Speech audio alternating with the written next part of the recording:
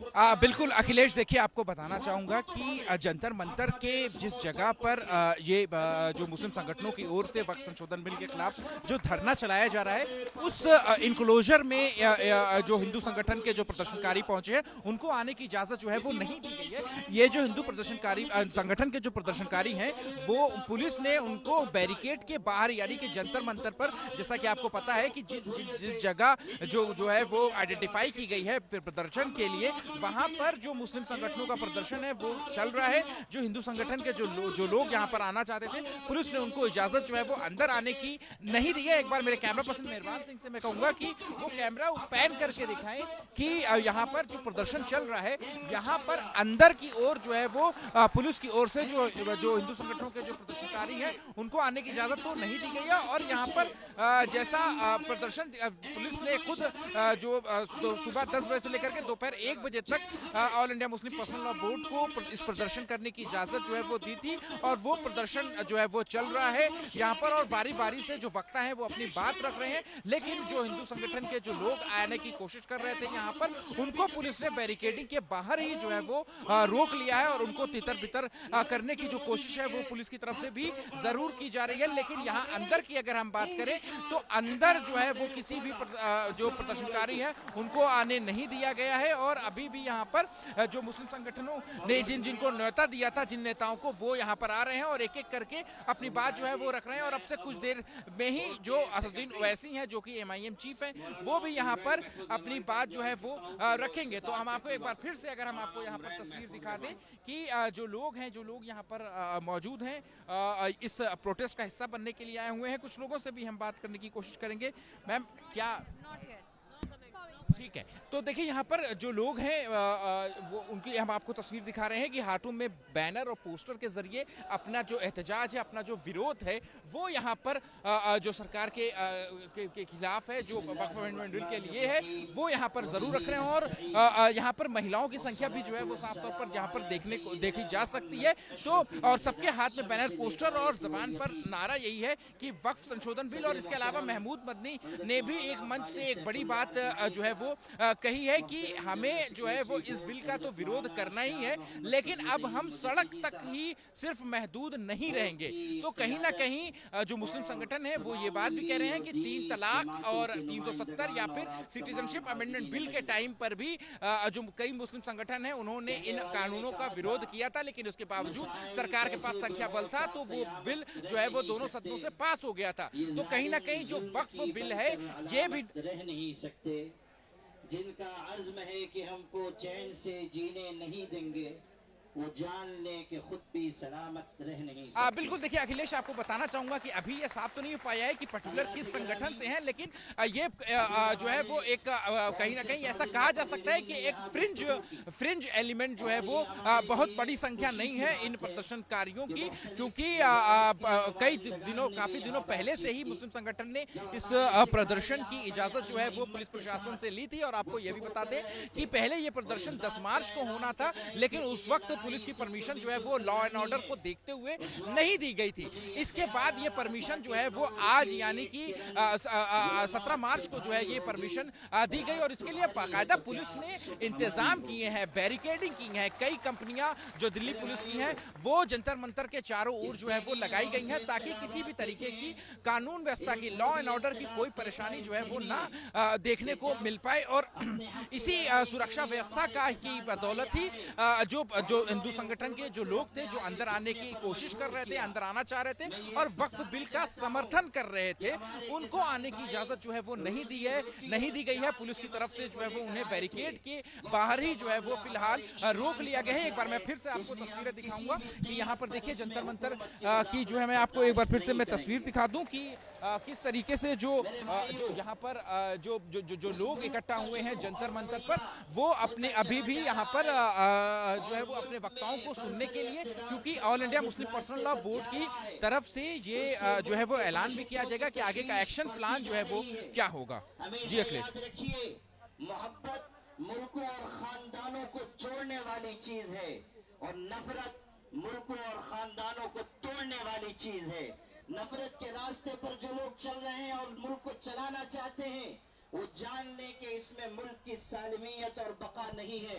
अगर मुल्क बाकी रहेगा तो मोहब्बत के साथ और एक दूसरे की मदद और ताउन के साथ बाकी रहेगा।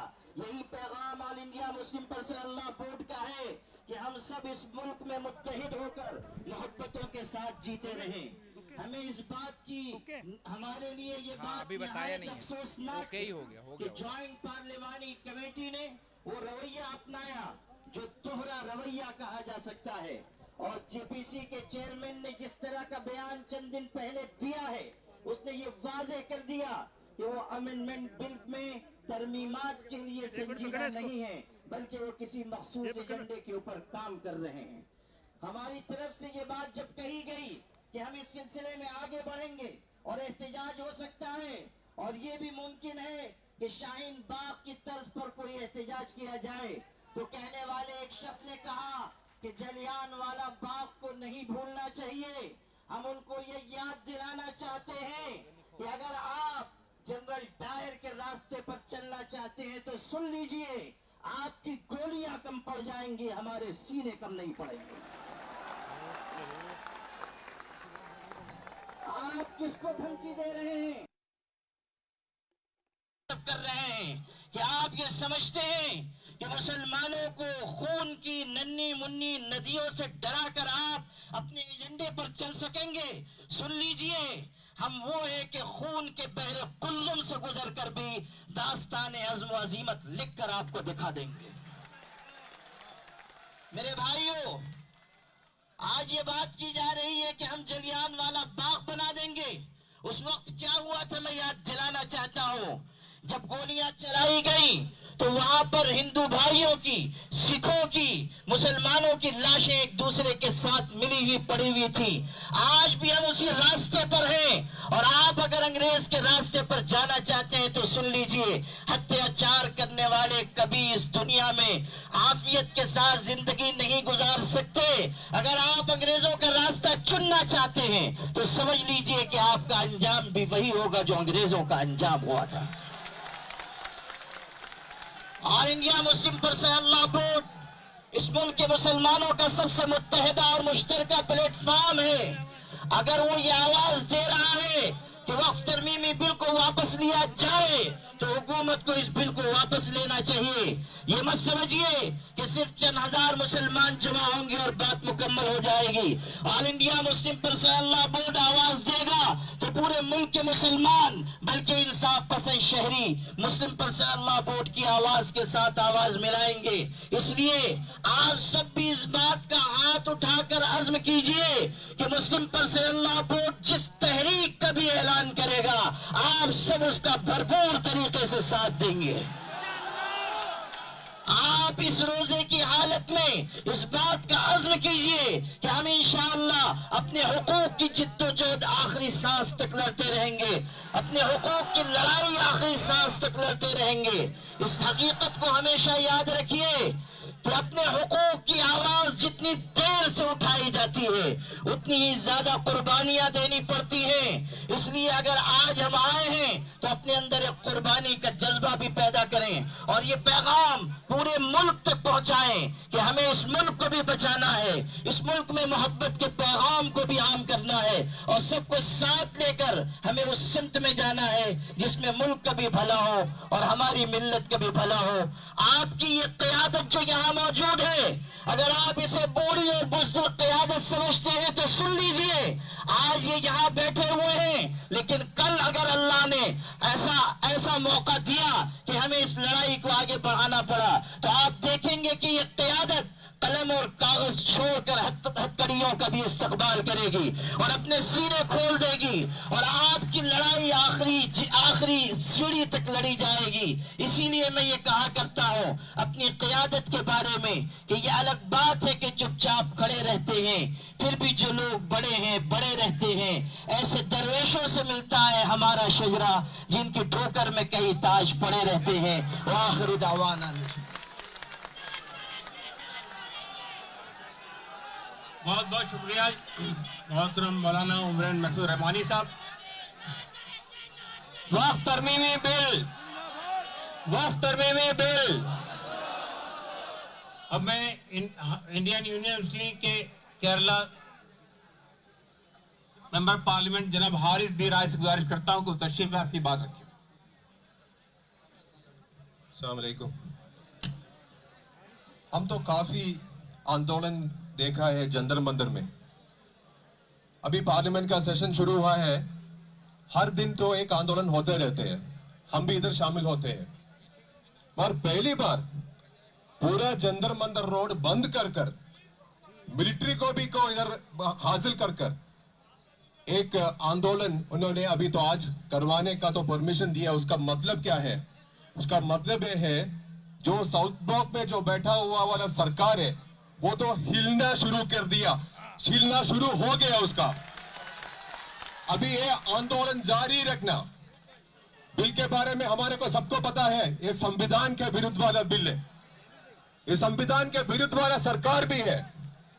तो एक ही शब्द में बोलता हूं कि जब तक ये बिल वापस करूंगा, पार्लियामेंट के अंदर, पार्लियामेंट के बाहर सड़क भी अगर चाहिए तो अदालत में जाकर हम ये लड़ाई करूंगा।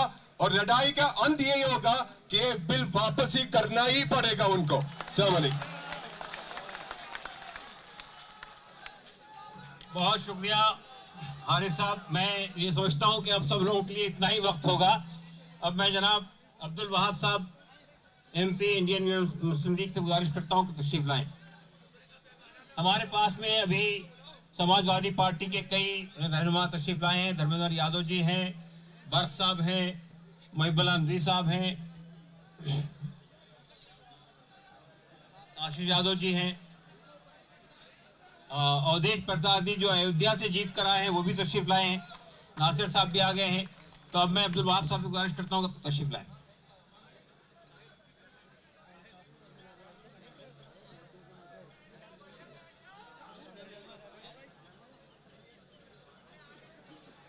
Bismillahirrahmanirrahim. Assalamu alaikum all leaders, my friends and colleagues. We are here from the parliament. Session is going on. I was asking the minister, Kiran Rijiju, who is going to bring the bill. Then I was telling him, do you want this in the Ramadan month itself? Today morning we went to Rashtrapati Bhavan for the breakfast. So we told Rashtrapati, Madam, this is a month of holy, the holy month of Ramadan. Today you have got the date to have a breakfast for us. That is first time it is happening, I told. She just listened and went. Anyway, we are here. All Kerala is here. Whichever party other than BJP is with you. Indian Union Muslim League, we took him. Bashir Saab came this morning. Or Samadani Saab, he is not well. He is in the hospital. And our Nawaz Ghani Saab also there. Thank you very much for giving me an opportunity. I'm not taking much time, and especially our Owaisi and all sitting here. Thank you very much. Assalamu alaikum. We will win this struggle. Thank you.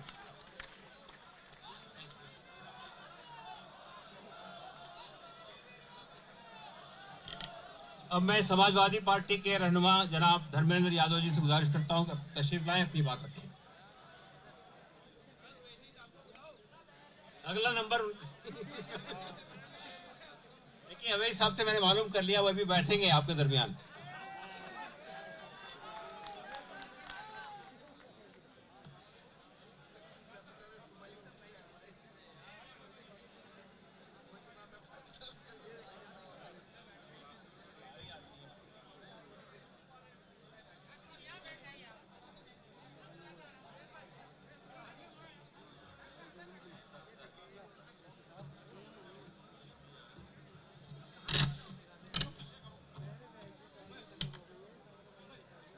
Muslim personal law board द्वारा आयोजित इस धरना प्रदर्शन के सम्मानित हमारे सदर साहब आड़े मौलाना खालिद साहब और सभी संगठनों के, मैं समझता हूं सभी हमारे सम्मानित पूरे देश में जितने बड़े बड़े पर्सनालिटीज हैं जिनसे मिलने के लिए लोग व्याकुल रहते हैं, आज वो सभी साहिबान आज हमारे मंच पर हैं। सभी हमारे सम्मानित साहिबान, आरडी अवधेश प्रसाद जी सहित, चूंकि वो सीनियर बहुत है हम सबसे, सभी सम्मानित हमारे सांसदगण और इस कार्यक्रम में आए हुए देश के कोने कोने से पधारे हमारे सम्मानित साथियों, पत्रकार मित्रों, आज के इस मौके पर मैं अपने नेता आदरणीय अखिलेश यादव जी और अपनी पार्टी समाजवादी पार्टी की ओर से आप सभी को यकीन और विश्वास दिलाने आया हूं कि समाजवादी पार्टी आखिरी सांस तक इस बिल के खिलाफत में लड़ेगी। आपको यकीन और भरोसा और विश्वास दिलाना चाहता हूं। बिल के इंट्रोडक्शन से लेके जेपीसी से लेके जहां जहां तक ये बिल चला और जहां तक ये बिल जाएगा, चाहे संसद में दोबारा आए, चाहे न्यायालय तक जाना पड़े, हर स्तर पर समाजवादी पार्टी आपके हर फैसले के साथ मजबूती से खड़ी है साथियों। और आपको यकीन दिलाते हैं, समाजवादी पार्टी को चाहे जितनी कुर्बानियां देनी पड़े, हमारे नेता अखिलेश यादव जी को चाहे जितनी भी झेलना पड़ेगा, लेकिन इस बिल को हम लोग अपना बस रहते कभी पास नहीं होने देंगे। ये हम आपको यकीन और भरोसा दिलाते हैं। आप सबकी दुआओं से और आप सबकी मेहनत से समाजवादी पार्टी आज इस हैसियत में है, आपकी कृपा से, आपकी दुआओं से, कि संसद को चैन से नहीं चलने देगी। अगर संसद में जबरदस्ती बिल आएगा तो ये सरकार की नीयत से आप सब वाकिफ हो। ये सरकार किसी भी तरह से जो हमारे मुसलमान भाइयों के, हमारे बुजुर्गों ने जो जमीनें वक्फ किए हैं, चाहे इबादत गाहों के लिए किए हो, चाहे शिक्षण संस्थानों के लिए किए हो, चाहे कब्रिस्तानों के लिए की हो, चाहे समाज के और तमाम जरूरतों के लिए की हो, उनकी जो नियत थी वो करने की जमीन की, उस नियत के खिलाफ जाके सरकार जमीन कब्जा करना चाहती है। सरकार को पता है कि रेल और रक्षा के बाद अगर सबसे ज्यादा कहीं जमीनें हैं तो हमारे वक्फ बोर्डों के पास हैं।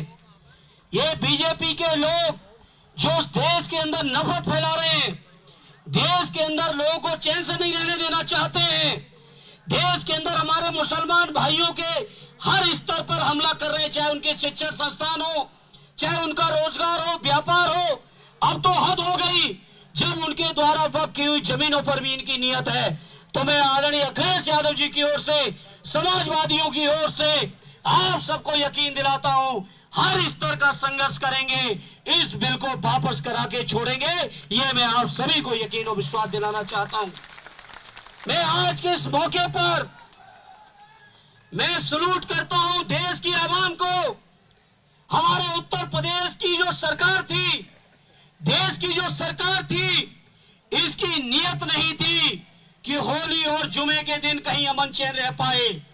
लेकिन मैं सलाम करता हूं देश की आवाम को कि लोगों ने जो भाईचारा, जो मोहब्बत, जो आपस में एकता प्यार दिखाया है, उससे सरकार की नियत को पूरी तरह से धता बताते हुए ये साबित कर दिया। जिस तरह से हमारे बुजुर्गों ने देश को आजाद कराने में, देश के लिए गर्दन कटाने में कहीं कमी नहीं रखी, उसी तरह से हमारी आज की पीढ़ी देश में अमन और चैन रखने में अपने हर स्तर की कुर्बानी देके भी प्यार और मोहब्बत को बढ़ाने का काम कर रही है। इसलिए आज इस मौके पर चूंकि बहुत सारे लोग आए हैं, हम ज्यादा समय नहीं लेंगे। इस मौके पर मुस्लिम पर्सनल लॉ बोर्ड के आरडी खालिद साहब से लेके मौलाना उस्मानी साहब से लेके सभी सम्मानित पदाधिकारियों का मैं शुक्रगुजार हूं कि उन्होंने मुझे मौका दिया अपनी बात को रखने का, और इतने आवाम के बीच देश की मीडिया के सामने एक बार फिर आदरणीय अखिलेश यादव जी की ओर से आपको यकीन दिलाते हुए, चाहे जितनी कुर्बानी देनी पड़ेगी, चाहे जितना संघर्ष करना पड़ेगा, चाहे जितनी लड़ाई लड़नी पड़ेगी, लेकिन उसको लड़ते हुए हम अपने मुसलमान भाइयों की वक्फ की जमीनों को सरकार के हवाले नहीं होने देंगे। ये आपको यकीन, विश्वास और भरोसा दिलाते हुए एक बार फिर सबका शुक्रिया अदा करते हुए अपनी बात को विराम देता हूं। जय हिंद, जय भारत, जय समाजवाद। बहुत बहुत शुक्रिया धर्मेंद्र यादव जी, आपने आपके आश्वासन के लिए, और हमें यकीन है कि आप पार्लियामेंट में इस बिल को पेश होने नहीं देंगे, अगर हुआ तो उसे नाकाम बनाएंगे। अब मैं मोहतरम जनाब असदुद्दीन अवैसी साहब से गुजारिश करता हूं कि वो तशरीफ लाएं, अपनी बात रखें। आपने जेपीसी में अपनी बात ताकत से रखी, पार्लियामेंट में भी रखी। अब मैं फिर अवैसी साहब से गुजारिश करता हूं।